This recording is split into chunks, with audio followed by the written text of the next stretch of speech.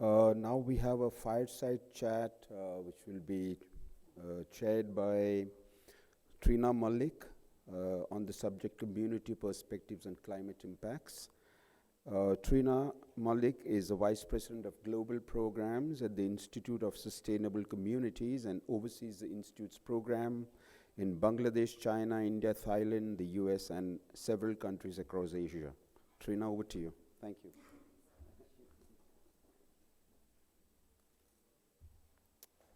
Thank you. Good afternoon, everyone.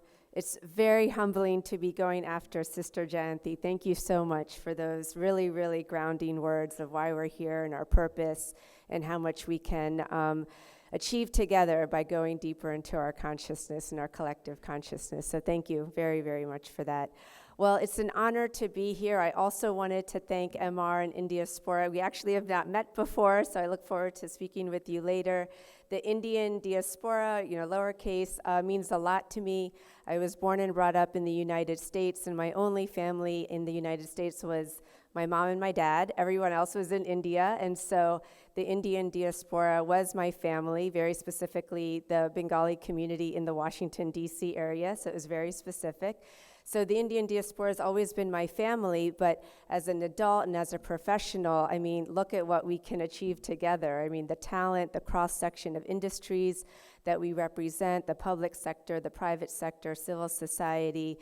It's really, really humbling. And not only is it good, I think, for our individual soul and consciousness, but our collectiveness as well, about the action that we can, the achievements we can do together for some of the world's biggest problems. And with that, we're here to talk about climate change. I'm very, very humbled today to be joined by Vishal Kumar, the CEO of Waste Warriors, if he could come up, and also Ranjit Barthakur, who is a founding trustee of the Balipara Foundation. I will tell you as they come up, I'll tell you a little bit more about my organization that I'm with right now. I'm with the Institute for Sustainable Communities. As I just mentioned, community means a lot to me. Please join us.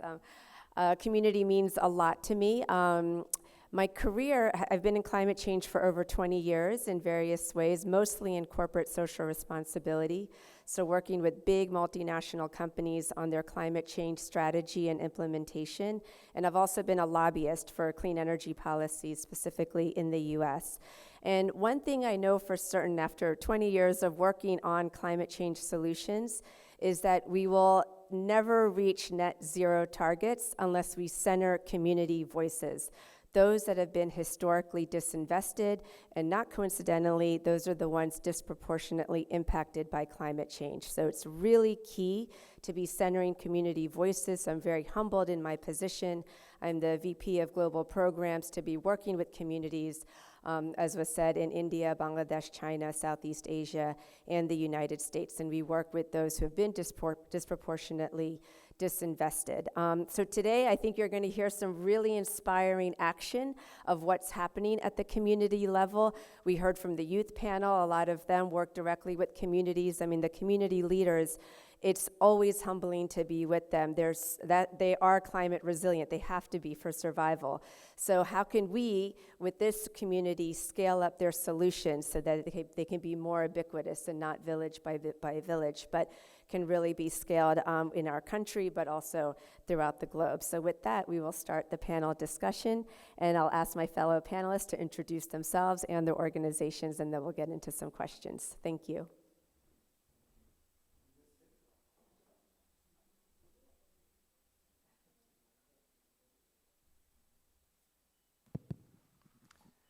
Hi, good afternoon, everybody. Thank you so much for having me here. My name is Vishal, and I'm the CEO at Waste Warriors Society. We're a non-profit organization solving the waste crisis in the Indian Himalayan region, specifically Uttarakhand and Himachal right now. And we've been doing this for the last more than a decade. We have a team of over 200 full-time warriors fighting this war against waste. Yeah, hi, I'm there. Hello. Yeah, hi, I'm Ranjit Barthakur. Fortunate that actually the Himalayas are well represented on this panel because I was just speaking at another forum at COP, and I was telling them how the third pole is actually the Himalayas. And actually, the whole thing is from, what we deal with is from snow line to sea line. And that's what we do in the Eastern Himalayas, so I'm very happy. Ours is Balipara Foundation. We've been in existence for over 15 years. We have been able to create a great deal of impact in the area of social, economic, and environmental impacts, which are measurable and seen on the ground by the people, for the people, and of the people. And as Sister was speaking, I was reflecting on what could be actually a different point of view, and that is our communities there believe and pray to Doini Polo. Doini Polo is the sun and the moon.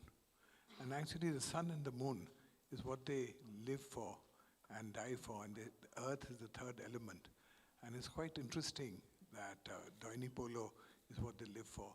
And they do not necessarily actually have a religious tag. And there was a big survey, and they said, there's no Doini Polo, there's Hinduism, Christianity, Muslim. But why can't we have Doini Polo? It's a subject of nature. So I think unless we go back into that spiritual mold, you don't have to be religious, but you can be spiritual, from what little I heard Sister say. And we have these sessions quite regularly in the village, in all the villages. And our subject is called Rural Futures. And our foundation has been very fortunate. I've been very fortunate to be happy with them, actually. We have our moments, but by and large, it's been phenomenal. So that's it. Thank you. Well, since you both work very closely with communities, I was wondering if you could tell the audience how you've seen communities impacted by climate change and some of the resiliency solutions that they've implemented to be resilient against the impacts of climate change. Yeah, I think the word climate change is not really known by people in the Eastern Himalayas, meaning this climate change is a very modern English word. And even if you try and actually translate it to any Hindi or Assamese or Nepali or meaning Thai, it's very difficult to say what climate change is. I'm sure there is very relevant words and meanings to explain this. So I think it's very important to understand that climate change per se is something which is over decades. And climate change is not something that happens now. What does impact and happen now is weather change. And I think until we try and answer and solve this problem ourselves in our mind, governments are all having climate change departments. But climate change actually is such a long-drawn item that it does not really actually sort of excite or inspire the people in the village to understand what climate change is. So that's a big sort of challenge that I have. When people say climate change, what are you doing? In COP, you won't believe it, I've been here since the 29th. I asked at least 26 people roughly, what do you define by climate change? If I actually went around this hall, and it's not a trick question, but if I went around this hall and asked somebody, what is climate change? What do you mean? You'll find not only varying definitions, but it'd be very difficult for people to explain what climate change is. Having said that, we do know that the world is going through what we call in a short term, a lot of weather variations. And this weather variation, some places are hot and some places are cold. Just to tell you, where my foundation is, it's called the Balipara region. We got 115 years of data of everyday temperature recorded by a tea garden. When the British came, they opened the tea garden in 1874, but the records that we have are roughly from about 1870, I think. And we put it down on a map, and what we did find, and this is for scientists actually to verify, that in the last 110 years, the variation of temperature actually is not there. But what has been there, the temperature has changed from, if January to March, earlier the mean temperature was say 16 degrees, now it has gone up to 17. And from April to, September, April, May, June, to June, in 3 months, the temperature, if earlier was 21 degrees, that has gone down to 20. Then the rainfall accordingly, if earlier the first 3 quarters there was no rainfall, now there is rainfall which is spread. So there's a variation that is happening, and we are uncomfortable with yesterday's that it was so very hot. The reality, however, is that on the overall, the temperature seems to have gone up, and we're saying in 121 years, there's not been so much heat, there was not so much temperature sort of rising, etc., etc. So to the village, and I'm coming back to what I call the rural futures, it's very difficult for them to really understand that there is an overall thing happening, but they do understand that they are being affected. What affected? For their food, livelihoods, which is primarily agriculture, and sort of animal husbandry, and any animal-related sort of problems. What they also feel is that because of lot more transportation, there is some kind of sort of pollution which seems to take place at times where there is no forest. So I do believe that they are not handling it any way different except what they used to do earlier. So if there were floods, they moved away. If there are no floods, if there was no water, they actually sort of manage that.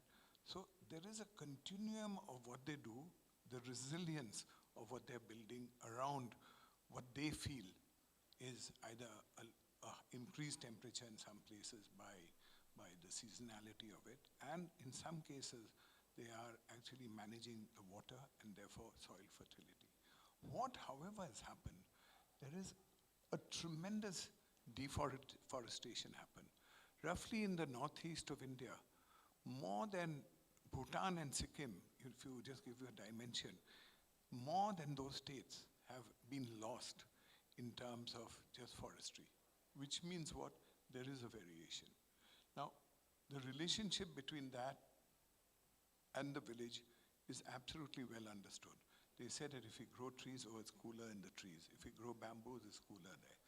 So there are 4 things we are doing. We have embarked on a journey of the big number, the 45,000 feet number, is 1 billion trees. The money that we're raising is $1 billion. What we've put on the ground so far is roughly 30 million varied type of forests. Because when you regrow forests, you can't do monoculture. So we did a sample of a reserve forest there called Nameri, and we found that the 747 varieties of celestial plants exist. So when I hear in COP, people are saying that, oh, we've grown these forests in alpine regions, etc. You know, they're doing monoculture. That's not what the world is. The world is actually to grow forest, and to reforest, you have to do something that is socially forest-related.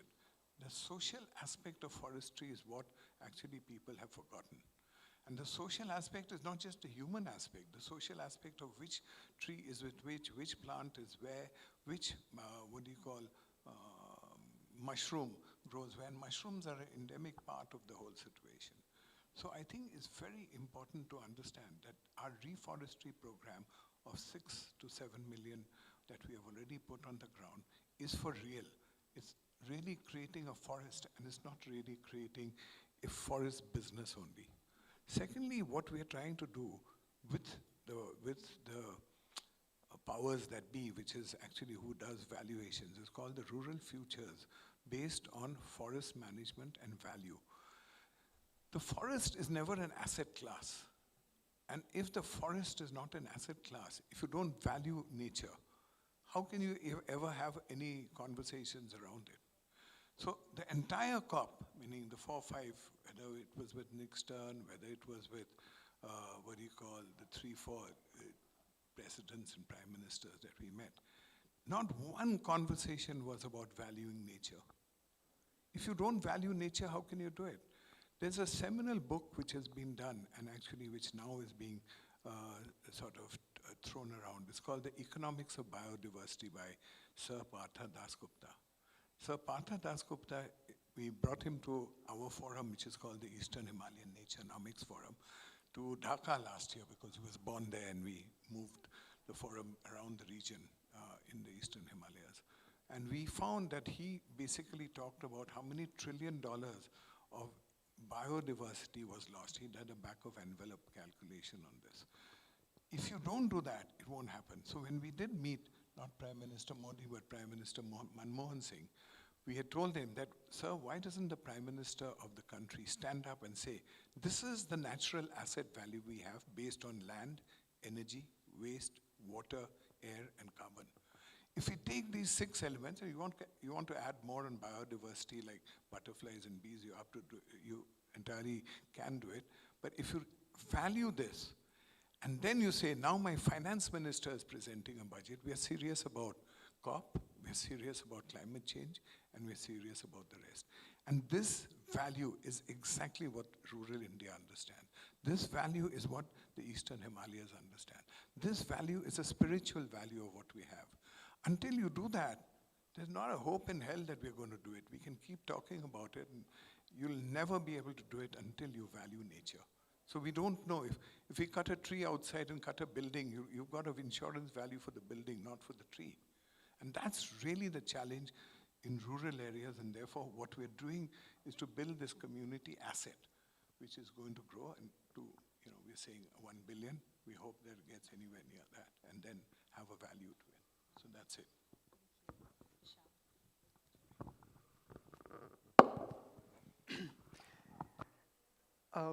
So I think there's many aspects in terms of what communities face.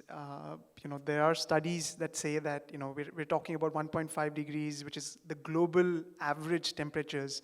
But it's predicted that when the world reaches 1.5 degrees, the Himalayan region would have reached and crossed more than 2 degrees. So these mountain communities are definitely far more vulnerable to the impacts of climate change because they're directly exposed, they're directly dependent, their lifestyles are dependent on every single thing that's happening in the environment.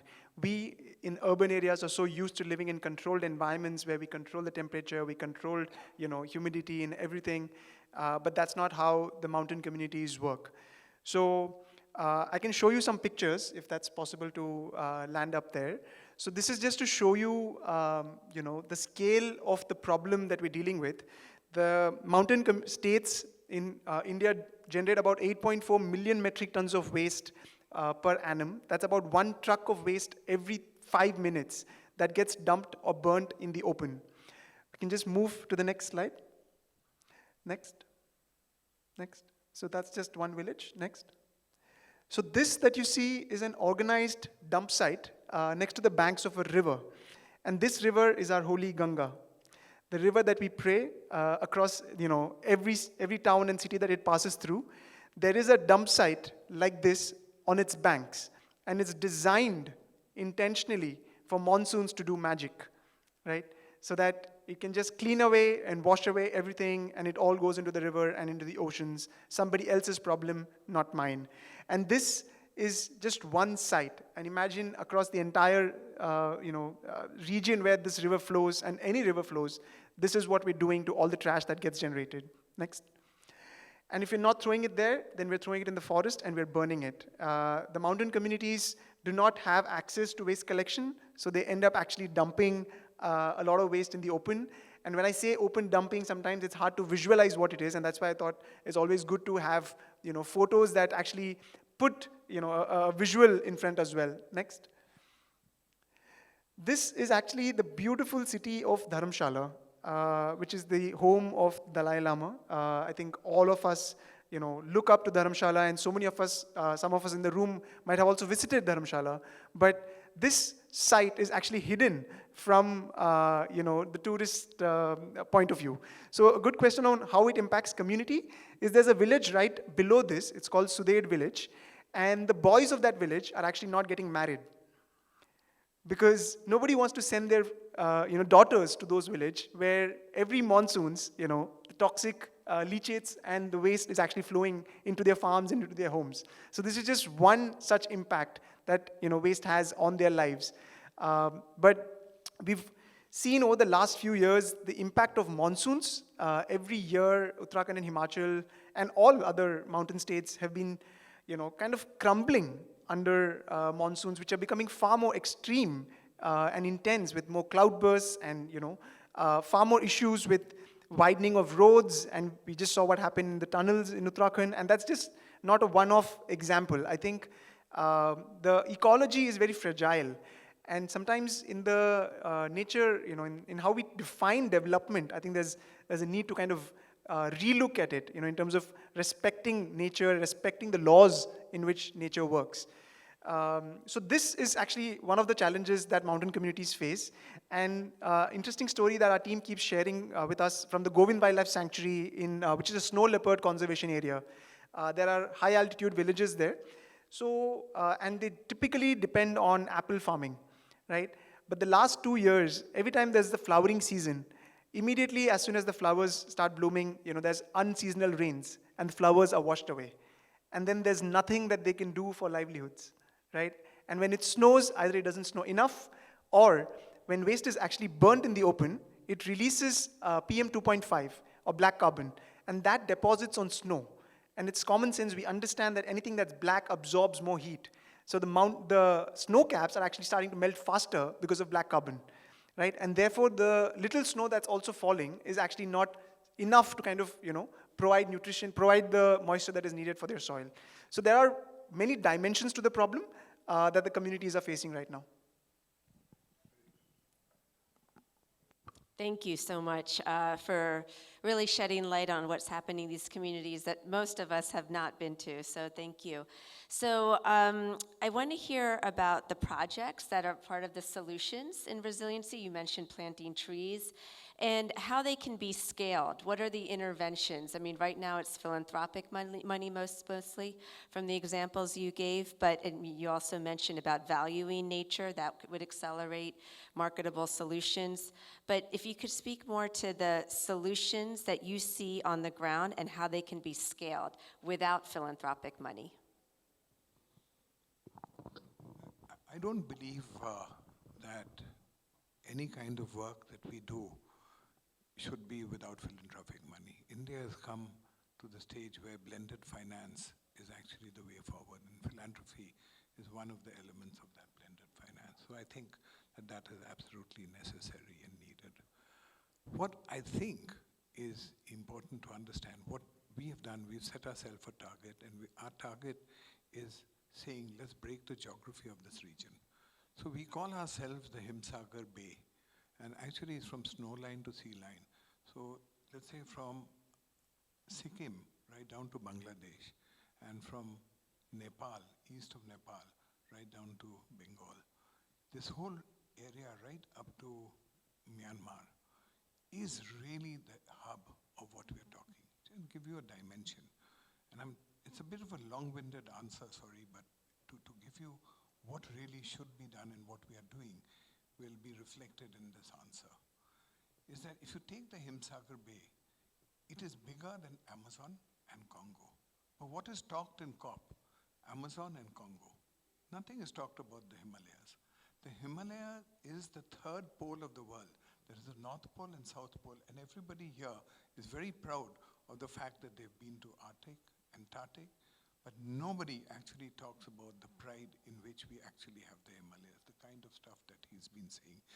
If the Himalayas go, if you're saying the North Pole and South Pole are important, if the Himalayas go, the world is gone. People have no idea what we're talking about. Back at home and in India and in China, that's the one border that is common, and that's the one cause that we have to all save together. More than 50% of the world is dependent on rivers that come out of Tibet. More than 50%. That means the entire Mekong, Indus, Ganga, Brahmaputra, you just name it, and you see that the people that are dependent on it. China has 1.6 billion, India has 1.6, that's 3.2 billion. Just add the rest, it's over 4 billion, and 8 billion is the population of the world. So you're talking about 8 billion people, you're talking about the largest water source, and you're talking about the largest snow area in the world, which is the third pole of the world. And yet we're still busy talking about a small Amazon. Important to talk about it and save it. Important to save the biodiversity. It's important to save the biodiversity of the Congo, which also has a confluence and goes through 15 countries, etc. So if you see what we are actually dealing with and what opportunities we have is greater than any place on earth. So I do believe that right from the mountain communities, as was mentioned by Vishal, I think is critical to understand the problems. First, like I explained, these 4, 5, 6 elements: land, energy, waste, water, air, and carbon. If we don't handle every of these elements by helping from the village upwards to do this, it won't, but not at the cost of life and living. And the issue is, who compensates them for life and living? So you want them not to use fertilizers for their agriculture, which is a good thing. It's good for them. But who compensates them for the drop of productivity and production? So there isn't the mechanism to do that. Two, when you say plant biodiversity versus trees, because trees, the tea garden is a place with employment. The tea garden is a monoculture. The tea garden takes pesticides and herbicides. What has happened is not what we see. The largest content of fluoride and sulfur in the entire country is today in Assam. That is because of this monoculture and because of what we are doing. Now, nobody sees that, but we've got employment. The largest and smallest thing is all of that. So what we have done is we have chosen communities. We have taken, say, the mangroves. It's easy to explain that because everybody knows mangroves. So we've tied up with a local NGO, say Friendship there, and said, this is what our task is. This is the biodiversity we'll do around mangroves. And this is not about prawn culture and prawn farming, which actually destroyed the mangroves there, but this is what we will do. Then we've taken Bhutan Ecological Society. We've done what is called collaboration with local people, meaning think global, act local.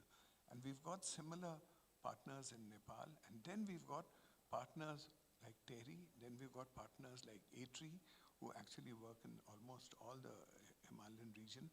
They are partners with specific ideas of what to do in terms of creating this biodiversity along with communities. The big difference of what we've done on the ground is the communities own this asset.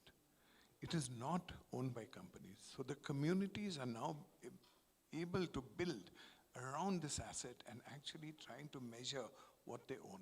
The moment we give them a value, that is not likely to be destroyed easily, even though there are examples of the sandalwood sort of mafia. There are examples of the teak mafia in central India, South India. So we understand that, but that's exactly what we need to do. We've used a very interesting mechanism which we've done with TCS, Google, Earth Analytics, and one more organization. The Balipara Foundation has actually led this, which we can do telestial and celestial and ground studies to actually almost measure everything that moves. Earlier in the afternoon, I heard many people speak about it, and I just thought it was very important to highlight that measurement device would be able to highlight what we have in terms of smaller, lesser species so that we can actually monitor them. Hopefully, we will be able to measure them. That's what exactly we've gone about doing. Thank you. If you can just put up the slides again.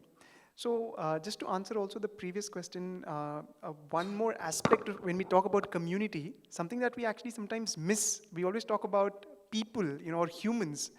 Solutions around climate change are so focused on like human health, but what happens is these communities, which is the third pole of the world, which also is a biodiversity hotspot.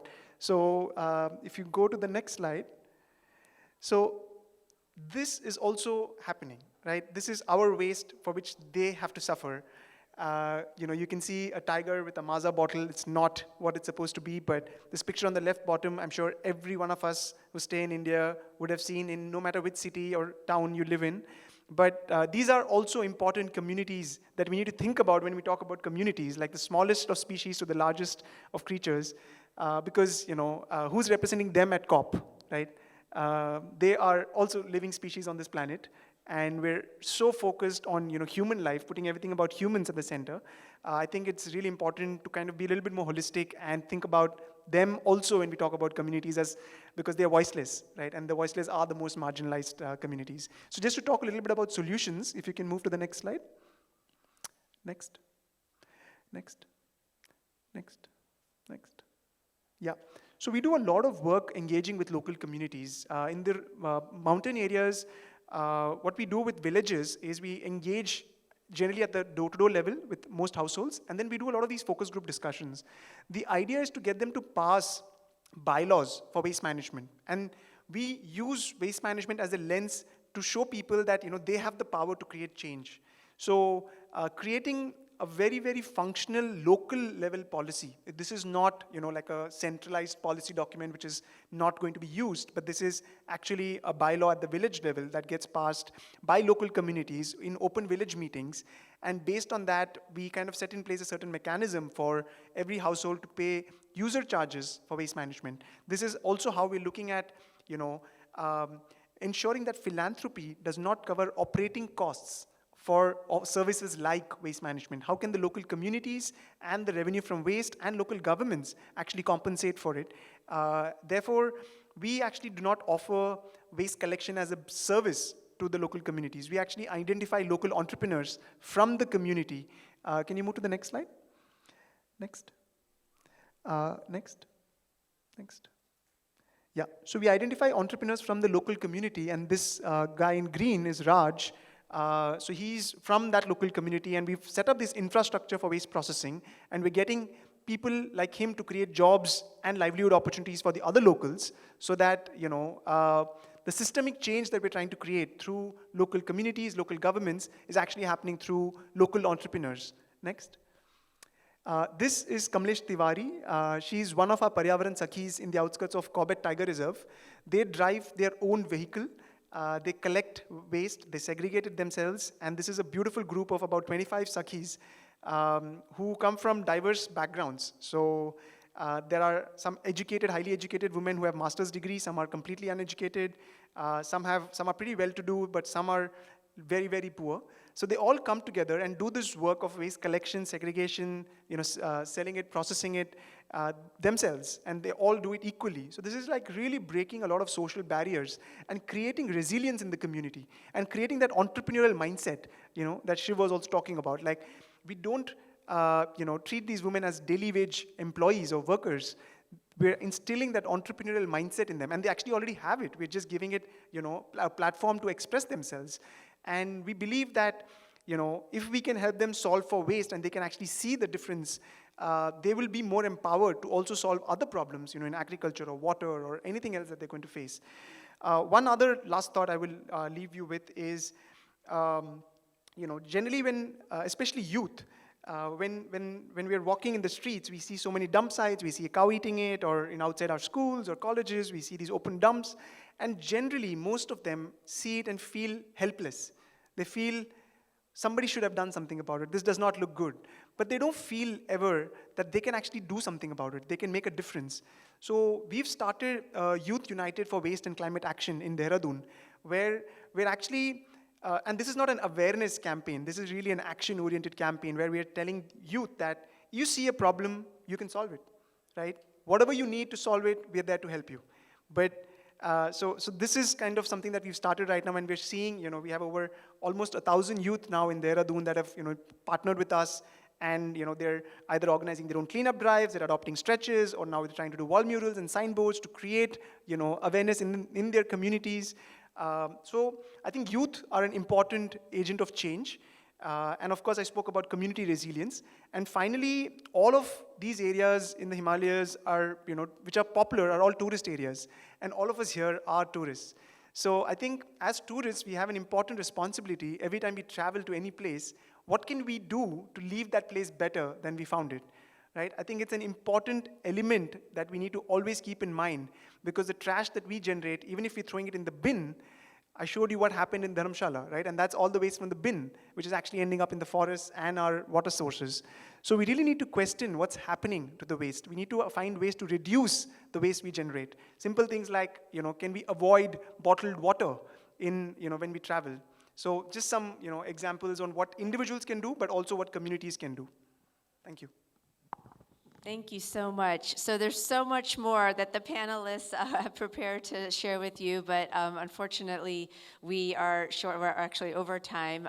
The whole day has been overrun a little bit, and so we've been squeezed here for time. But I encourage you to speak with these esteemed panelists to hear more about what they're doing. Not all of us can go to the Himalayas and have this direct contact with the communities they have, and so there's so much more to share, and so please take advantage of them being here and speaking with them directly. And I wanted to thank Ranjit and Vishal very much for sharing all your insights with us. Thank you.